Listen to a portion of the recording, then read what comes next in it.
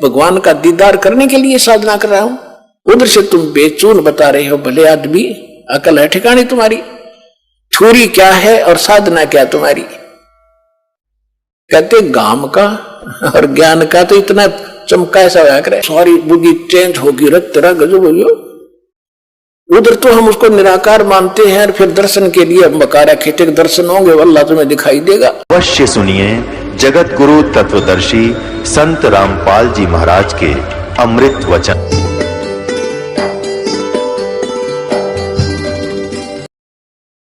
अब देखो, गोपीचंद यानी भर्तृ, ये दो अलग अलग थे। भर्तृ भी राजा थे, गोपीचंद भी राजा थे। भर्तृ जी एक दिन राजाओं में ये कुबद पैदा कर देता है, काल ये बकवाद घनी करते हैं, सारे पाप करते हैं, बेशक कितनी अच्छी आत्मा का हो। जंगल में गए हुए थे शिकार करने के लिए, सुबह सुबह एक मर्ग को मार दिया तीर से भर्तृ जी राजा ने। उसी समय गोरखनाथ आगे साधु, उसने कहा, रे ए भाई कौन है तू और तूने ये भगवान का बच्चा क्यों मार दिया? भर्तृ ने कहा कि मैं राजा हूं, भर्तृ नाम है मेरा साधु। तो भले आदमी तेरे बेटे को कोई मार दे, तू क्या सजा देगा उसको कि उसकी खाल उतार दूं? तो ये भगवान का बेटा मार दिया तूने, तेरी खाल उतारेगा। ये सुनने नहीं है, इसमें मालिक के हैं। तू तो 2 दिन का राजा है यहां, कल तेरी मृत्यु हो जाएगी, तू कहां जाएगा पता नहीं, फिर तूने बदला देना पड़ेगा, ये तेरा शिकार करेगा। अब उसमें भगवान से डरने वाले होते ही हैं, अच्छी आत्मा होती है जो आगे भक्ति करती हैं, चाहे वो राजा भी थे। तो कुछ संतोष हुआ, ज्यादा नहीं कुबद करी संत के साथ। उसने कहा कि यदि तू संत है, शिक्षा दे रहा है, तेरे पास कोई शक्ति है, इस मर्ग ने जीवित कर दे जो मैंने मार दिया, मैं तेरा चेला बन जाऊंगा। गोरखनाथ जी ने वो जीवित कर दिया और भर्तृ उसका चेला बन गया। तो भर्तृ को क्या मिला? खाक मिली। यानी इतनी सिद्धि वाला भी कोई संत हो और जिसके पास ये मंत्र नहीं है जो दास आज आपको दे रहा है, वो व्यर्थ है, यूजलेस है। अब ये सिद्ध करना चाहता दास आपको, फिर सुनिएगा। कुएं में शेख फरीद ने कैसी मीठी बोली भाषा। अब जो प्रसंग चल रहा था भर्तृ का, उसने नाम ले लिया, राज भी त्याग दिया, लेकिन कुछ नहीं मिला। ये धक्के खा रहा है इस काल के लोक में। अब शेख फरीद नाम के एक मुसलमान थे, बचपन से एक कसक थी उसकी भगवान की, घर भी त्याग दिया, एक ऐसे सूफी संत का चेला बन गया जाकर जो एक आंख से काना था। काना मन एक आंख छोटी थी उसकी, वो खुद की भी छोटी थी एक आंख। यानी ये तो अलग प्रसंग है, लेकिन वो इतना सिद्ध प्रसिद्ध था कि जो भी वो वचन कह देता साफ ठीक हो जाता है, इतना सिद्ध प्रसिद्ध था। और वो सिद्ध कौन थे? वो पिछले ही आप जैसे जो अब भक्ति आप कर रहे हो ना, इसके बारे में बताया पर गरीबदास साहब ने परमात्मा की महिमा के शब्द महल में सिद्ध 24 हंस बक्षोड़े विश्व विसा। कि इस जो नाम हम देते हैं आपको, इसमें 24 सिद्धियां आ जाएंगी आप में। और अगर ये इन सिद्धियों का तुमने प्रयोग करना शुरू कर दिया तो फिर आपकी टायर पंचर हो जाएगा, गाड़ी यहीं खड़ी रहेगी। अब वो प्रसंग नहीं है, दूसरा फिर सुनाएंगे। तो ये जो नाम आपको दे रखे, इसमें इसी सिद्धि बहुत आ जाएंगी, लेकिन आपने प्रयोग नहीं करना, नहीं तो आपकी प्रभुता हो जाएगी और आपकी पूंजी नष्ट होनी शुरू हो जाएगी, आप पार नहीं हो पाओगे। फिर भी अब क्या हुआ कि वो पहले आप यहां से चले, जो रह गए वो भटक रहे हैं, वही प्रसिद्धि हो पाई। उन्होंने किसी को कुछ कारण से प्रसिद्ध था, कोई किसी कारण से प्रसिद्ध था। गोरखनाथ भी ऐसे ही प्रसिद्ध था। जब परमात्मा के सामने आया तो उसकी अकल ठिकाना हुई कि गोरखनाथ सिद्धि में फूला, सिद्धि में भूला, टूणे टामन हांडा फूला, ये जंतर मंत्र जोग निभाई, काल चक्र तुम जोरा खाई, तुम हो जम की फर्दी माही। तब परमेश्वर से नाम लिया, कहते हैं सतगुरु कबीर गुरु और गोरख चेला, फिर 9 खंड में वो रमे अमेल अकेला। अब कहने का भाव यह है कि परमात्मा का बच्चा था।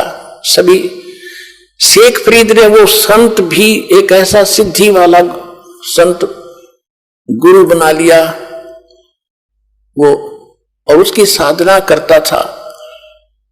और अब शेख फरीद तो घर से निकला ही नहीं था कि किसी प्रकार मेरा मोक्ष हो, उसका दूसरा उद्देश्य नहीं था। तो वो तो जाते ही आश्रम में उसकी टेंट, ये एक ही भावना थी कि गुरु जी नाराज नहीं होने चाहिए, गुरु जी रुष्ट हो गए तो भगवान रुष्ट गया, यानी ऐसी कोई क्रिया मुझसे ना बने कि जिससे गुरु जी की आत्मा को ठेस हो। तो हर संभव कोशिश करके अपने गुरु जी को प्रसन्न करता था, और वो गुरु जी शेख फरीद की जी के ऊपर बड़ा प्रसन्न था। तो 5-7 और भक्त रहते थे आश्रम में।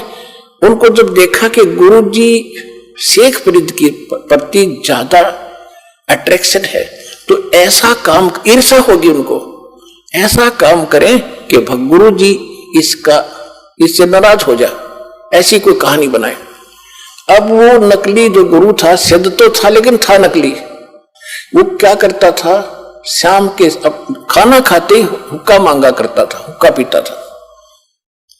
और उन्होंने क्या कर रखा था, संत जी ने सोचा ये आपस में झगड़ा वगड़ा ना करेंगे, सबकी सेवा बांट रखी थी कि एक दिन सेवा ये करेगा, रोटी भी बनाओगा, हुक्का भी पिलाओगा, सारे काम यही एक करेगा। तो जिस दिन शेख फरीद का नंबर आया, उन दूसरों ने क्या देखा कि वो गुरुजी इतना क्रोधी था कि खाना खाने के तुरंत बाद 5 मिनट के अंदर 5 मिनट से पहले हुक्का चाहिए उसको पीने के लिए। वो लेट जाता था आश्रम में अलग से कुटिया। अगर 2-4 मिनट लेट हो जाता तो उसको इतना धिक्कार था, गुस्सा हो जाता था, उसको कई दिन सेवा से वंचित कर देता था, मुंह से नहीं बोलता था, बाहर एक साइड में बैठा देता था। तो वो ये चाहते थे कि इसके शेख फरीद के साथ कभी ऐसा बने, वो मौका देवा नहीं था।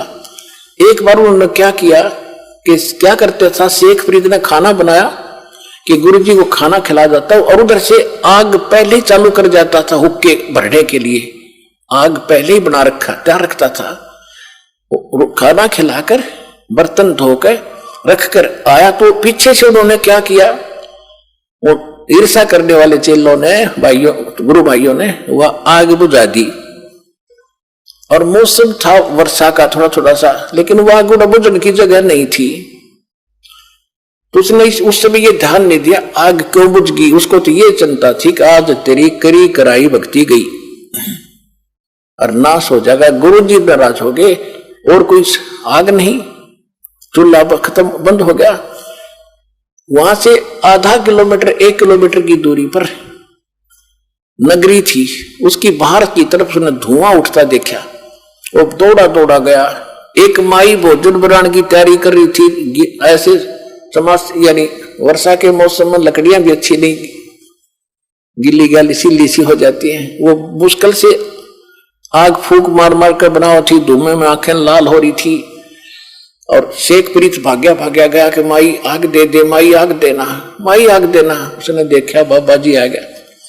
वह थी गुस्से वाली, कहने लगी आग ऐसे नहीं मिलती, आंख फुड़वानी पड़ती, आंख फुड़वा ले तू अपने, तू फुड़वा ले आंख। अब उसने सोचा भाई आग मिल जानी चाहिए, गुरु जी प्रसन्न हो, आंखें फुड़वा लूंगा। माई ले, वो चिमटा देकर आंख काट के दर दी, ले माई मैंने आग दे जल्दी, मेरे गुरु जी दुखी हो जाएंगे। और माई ने देखा तो उस बाबा का चेला है, गुस्से में कह दी वाडर की कि वो तो शराब देगा, तेरा नाश होगा। उसने तो सारी आग निकाल दी जितनी बना रखी थी, धड्डे बाबा जी। वो गाल के तो भाग लिया। उसने देखा कि आंख ताड़े छोड़ गई। अब रात होगी, रात न और जावे कैसे। उधर से लड़के ने अपना पल्ला बांध, एक आंख पर ऐसे कपड़ा बांध लिया, गिर लिया मुंड उसके ऊपर। और गुरुजी ने पहली आवाज दी थी, आश्रम में प्रवेश हुआ था, अरे शेख फरीद इतनी देर कैसे लगा दी हुक्के को। दूसरी आवाज जब दी, रहे कहां मर गया शेख तू, फरीद कहां मर गया। आया गुरुजी, आ गया गुरुजी। भाग दौड़ के हुक्का दर दिया चलम। हुक्का दर दिया तो देखा राग का क्या लग गया, आपकी दया है गुरुजी, कुछ नहीं लगा।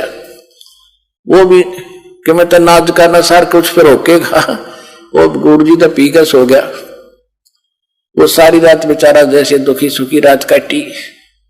माई ने रात नींद नहीं आई। वो तो सुबह उठते ही एक और सहेली को लेकर साथ में और उस आंख को लेकर गुरु जी के पास गई, संत के पास, और माफी मांगे, नाक रगड़े, मुझे गलती होगी। माई ने सारी कहानी बताई। वो संत पूछा, रे बात क्या है? कि आपका चेला गया था, आग लेने गया था, मैं गुस्से में थी, मैंने कह दिया आंख फोड़ ले। आंख फूटने से आग मिलती है, आंख फुड़ा रखी मैंने तो भी फुड़वा ले। उसने सचमुच आंख निकाल कर दर दी। बाबा जी मैं तो घनी दुखी होगी, मेरे गलती होगी, माफ करो। तो उसने देखे कौन गया था कि पता नहीं, मैं नाम तो नहीं जानती। गुरुजी ने पूछा, रे शेख था कल तो भाई। वो फरीद था। फरीद बोला सारे आगे, अब बेटा क्या हो गया, तेरी आंख को क्या तकलीफ होगी? आप के रहते गुरुजी, क्या हो गया मेरी आंख को? कुछ नहीं होना, ये माटी आपकी है, शरीर आपका दाता, आपके निमित्त लगे। पुण्यात्मा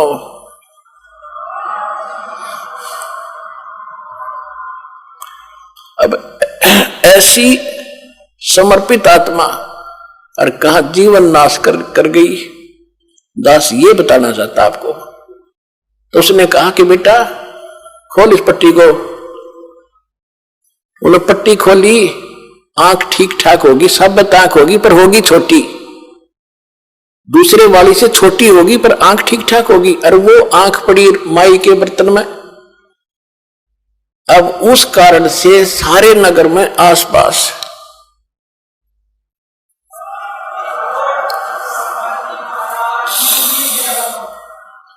उस बाबा जी की, उस नकली संत की सिद्धि के कारण इतनी महिमा होगी, वह पूछो मत। संत हो तो ऐसा हो। और पुण्यात्मा फिर शेख फरीद जी को डाउट क्या रहा कि ऐसा महापुरुष ये जो ज्ञान देगा सारा ठीक होगा। अब कहते हैं लागी का मार्ग और है, लागे चोट काल जा करके। ऐसी लगन लगेगी तो भगवान मिलेगा, लेकिन वो लगन और गलत स्थान पर लगा दी। अब गाय से दूध मिलेगी, सब ने पता, अब गाय से दूध मिलेगा। और गाय की जगह किसी ने गद्दी दे दी होगी, या गाय है काट ले, भर ले बाल्टी।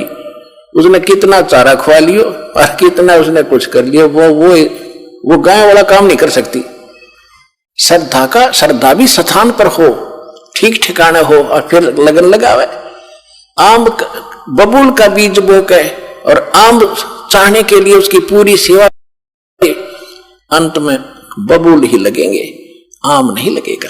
आम के लिए तो आम का बीज बोकर फिर वही लगन लगानी पड़ेगी, जिस तरह बबूल के पेड़ को प्रफुल्लित करने के लिए किया था। तो यानी आम का बीज बोकर भी वही श्रद्धा रखनी पड़ेगी, वही तरीका अपनाना पड़ेगा, तब ये बात बनेगी। फिर क्या हुआ, कुछ दिनों के बाद वो संत की मृत्यु होगी, सूफी संत मुसलमान की। और वहां फरीद जी, वो 5-7 जो बच्चे रह गए थे आपस में, उनके मन मुटाव होता था। तो वो क्या करता था, अपना वहां से निकल गया और एक कहीं जाकर साधना करी 12 वर्ष तक। और 12 वर्ष में केवल 1.25 मन अन्न खाया, 50 शेर 1.25 मन। अब 12 वर्ष में कितने, एक वर्ष में 365 दिन, और 12 वर्ष में कितने हो गए? और प्रतिदिन एक इंसान जीने के लिए कितना भोजन खाता है? आइडिया लगाना, 100 मन खा जा 12 साल में एक व्यक्ति। और वहां पर 40 किलो खाया 12 साल में, 50 किलो, तो शरीर तो कंडम हो गया। मांस रहा नहीं, अस्थि पंजर शेष रहा। एक दिन वो लेटा ऐसे बैठा था, बैठ कर जैसे भी साधना कर रहा था, कौवे आगे। उन्हें सोचे ये मनुष्य मर गया। आसपास आकर बैठे चार सब जगह देखा, वो तो मांस तो उस पर था ही नहीं था, खाल और हाड माथे पर बैठ गया। उन्हें आंख दिखी कुछ इनमें मांस है, तो उन्होंने कोशिश की कि आंख निकाल ले इसकी, अपना पेट भरेंगे। तब शेख फरीद ने कहा, हाय हाय, कुएं में शेख फरीद ने कैसी मीठी बोल। फिर वो क्या किया उसने कि भाई यहां तो कौवे दुखी करेंगे मैंने, और वो कुएं में लटक गया उल्टा जाके।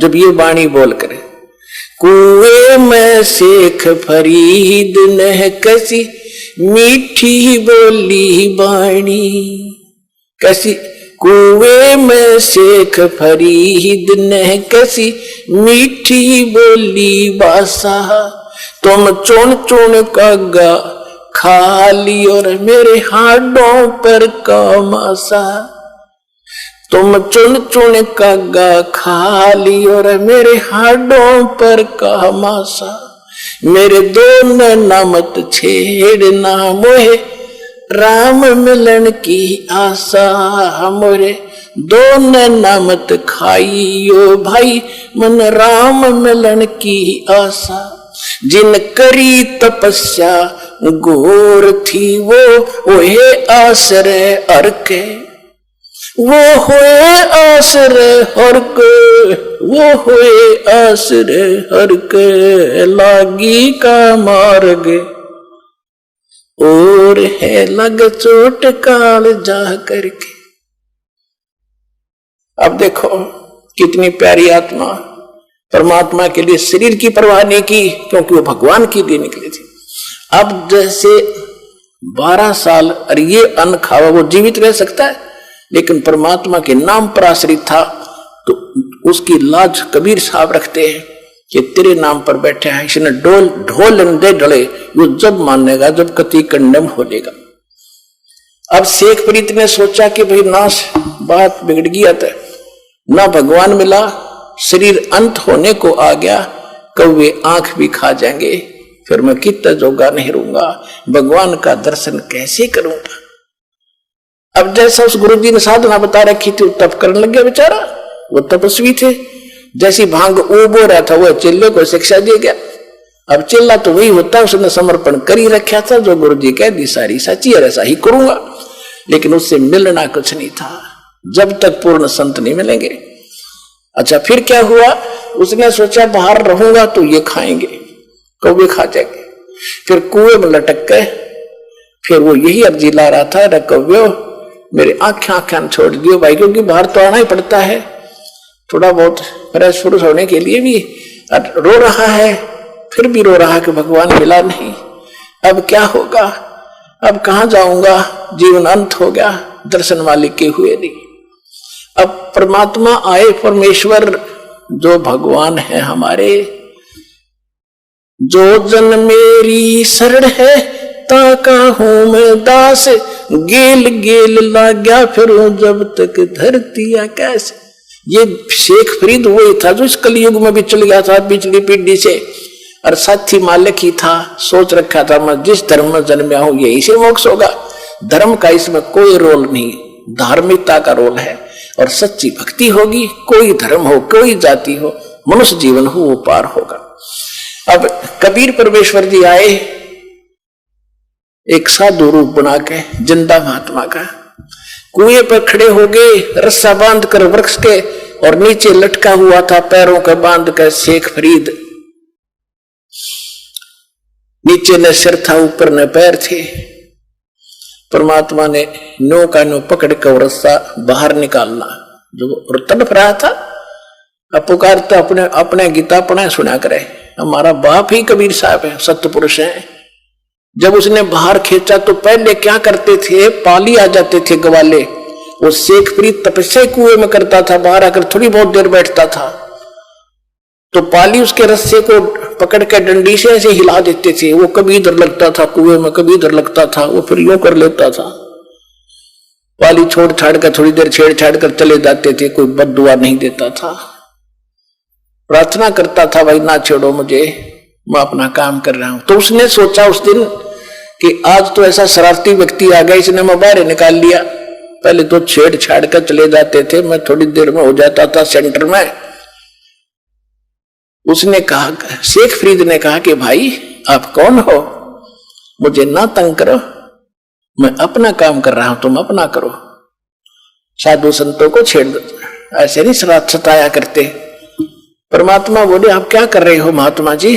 कि मैं भगवान के लिए तड़प रहा हूं, भगवान के दर्शन करने के लिए, दीदार करने के लिए मैं भक्ति कर रहा हूं, मुझे करने दे, थोड़ा ही समय रह रहा है। मैं अपनी भगवान के दर्शन करूंगा। परमात्मा बोले कि मैं हूं वो अल्लाह अकबर जिसके आप दीदार करना चाहते हैं। अब वो कहता है शेख फरीद है कि नहीं ऐसे ना बोलो, ऐसा मत बोलो।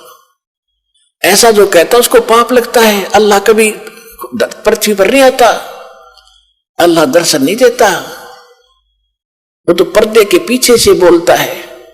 परमात्मा बोले आप किस लिए यहां कर रहे हो? आप कह रहे हो कि मैं भगवान के दर्शन के लिए और प्रयत्न कर रहा हूं, दीदार करूंगा उसके। और भगवान कैसा है? आप कहते हो भगवान तो बेचून है, निराकार है। कबीर साहब वो खुद कह रहा है कि भगवान तो निराकार है, वो तेरे जैसा नहीं हो सकता, तुझे पाप लगेगा। और वो तो बेचून निराकार है। परमात्मा बोले आप एक तरफ तो कह रहे हो कि मैं परमात्मा के दर्शनार्थ यानी भगवान का दीदार करने के लिए साधना कर रहा हूं, उधर से तुम बेचून बता रहे हो। भले आदमी, अकल है ठिकानी तुम्हारी? छुरी क्या है और साधना क्या तुम्हारी? कहते गाम का और ज्ञान का तो इतना चमका ऐसा होया करे, एकदम गटके पट खोलने से जाता है ना, तो आए रहे थे इससे काम के लिए कि वो मरेगा, खत्म हो जाएगा, नहीं तो एकदम सारी बुद्धि चेंज होगी, रख तेरा गजब हो। उधर तो हम उसको निराकार मानते हैं और फिर दर्शन के लिए बकारा खेते के दर्शन होंगे, अल्लाह तुम्हें दिखाई देगा। नो के नो पैर पकड़ लिए, उल्टे लटके लटके रहे, क्योंकि ऐसे लटका रखे थे, वार्ता हो रही थी। नो के नो पैर पकड़ लिए, नो सोचा कि भगवान तो नहीं हो सकता, अल्लाह तो नहीं हो सकता, पर बात खबर जरूर है जो सूरत फुरकानी कुरान शरीफ में सूरत फुरकानी 25 आयत 52 से 59 में स्पष्ट किया है कि जिस परमात्मा ने 6 दिन में सृष्टि रची, 7 महीने तख्त पर जा बैठा 7वें दिन, वो अल्लाह कबीर है। उसकी खबर कोई बाखबर से पूछो, वो जानता है। तो शेख फरीद जी को पक्का विश्वास हो गया, अल्लाह नहीं तो अल्लाह का जानकार जरूर मिल गया, बाखबर मिल गया, इल्म वाला। चरण पकड़ लिए, परमात्मा ने खोल कर रस्सा बैठा लिया कि बैठ जा, मैं बाखबर हूं और मैं तत्वदर्शी संत हूं, तू अल्लाह ना मानना है, ठीक है। कहते इस शरीर के साथ क्यों दुश्मनी कर रखी है, मुश्किल से मिलता है, इतना भी ना खाओ। कहते इतना भी ना खाओ अंगड़ाई टूटे, आलस हो जा, इतना कम भी मत खाओ कि आपकी क्या हालत हो रही है। आप वचन कब करोगे, आपकी तो बुरा हाल हो रहा है, खाने पीने सूखा पड़ा शरीर। श्रीमद् भगवत गीता अध्याय नंबर 6 के श्लोक 16 में लिखा कि अर्जुन, ये योग यानी भक्ति साधना न तो ज्यादा खाने वाले की या बिल्कुल ना खाने वाले की, या ज्यादा जागने वाले की और न ज्यादा सोने वाले की, किसी की सफल नहीं होती। सूक्ष्म वेद में बताया है कि प्रथम अंदल संयम रखे, संयम करे खाने और पीने पे, और योग युगत सब सतगुरु भाखे। ये सब तरीका वो सतगुरु बतावेगा जब कभी आवेगा, तो कैसे भक्ति करनी चाहिए, कैसे रहना चाहिए। इन पिछले वालों की तरफ ना झांकना, उनने किक के डले ढोए थे, उनको खाक मिला, तब परमात्मा ने उसको कुछ आहार कराया, फूल फल खवाए, वो तो ताकत साथ थी दाता की। फिर उसको नाम दिया और कहा अब होगी तेरी मुक्ति बेटा। जब शेख फरीद की मुक्ति हुई, पुण्यात्माओं आप उन पुण्यात्माओं में से हो, परमात्मा आपको इकट्ठा कर आज लाया है, आपको सहज में वो मार्ग मिल गया है। इसकी भक्ति करो और सच्चे दिल आखिरी सांस तक लगे रहना, संसार की तरफ ना देखना, तुम्हारा बेड़ा पार होगा, तुम्हारा मोक्ष होगा।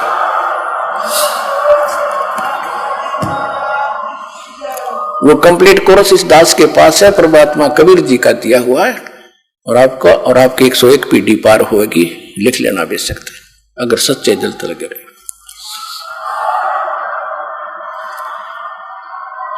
सच